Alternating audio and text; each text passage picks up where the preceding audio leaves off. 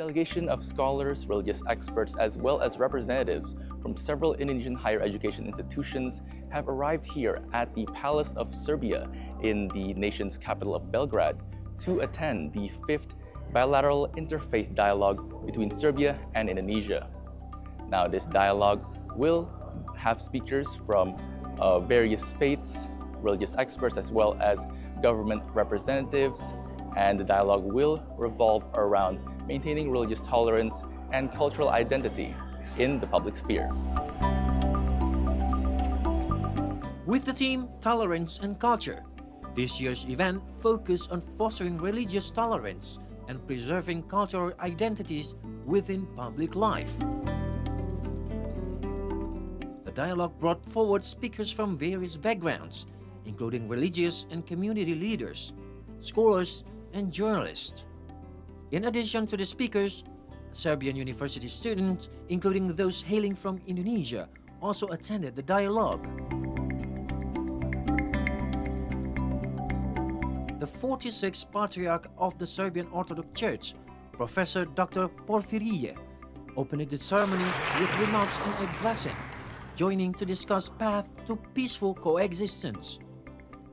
The Indonesian delegation underscored Indonesia's vision as a model for religious harmony worldwide. One of the takeaway from this dialogue, from the 5th Interfaith Dialogue, we have for the first time we have the joint statement where we agreed on the follow-ups for the dialogue. So we are going to walk the talk. We are not only just talking, but we have follow-up actions. We are going to have residencies for academicians, for scholars, for students, be it in Indonesia or in Serbia, as well as closer cooperation, collaboration between universities.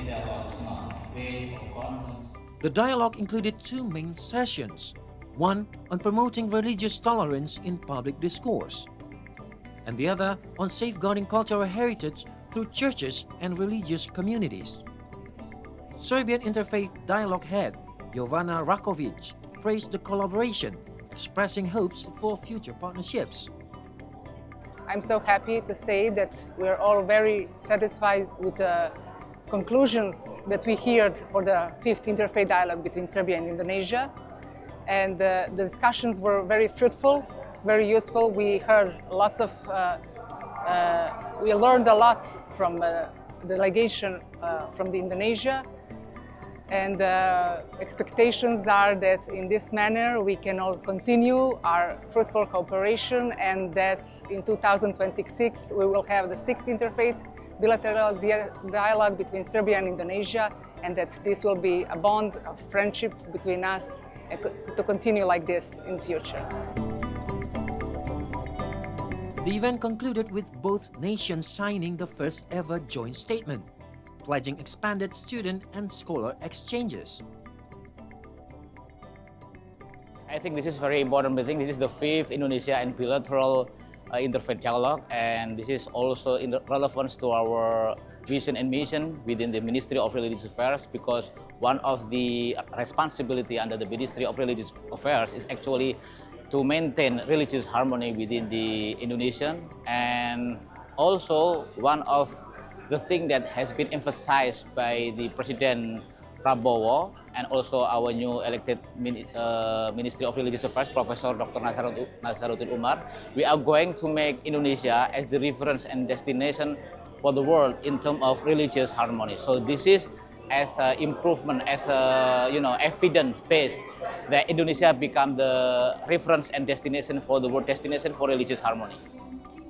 The Interfaith Dialogue also coincides with the 70-year commemoration of Indonesia and Serbia's diplomatic relation. Indonesia is set to host the next Serbia-Indonesia bilateral interfaith dialogue in 2026. Arya Siddhartha for See Today.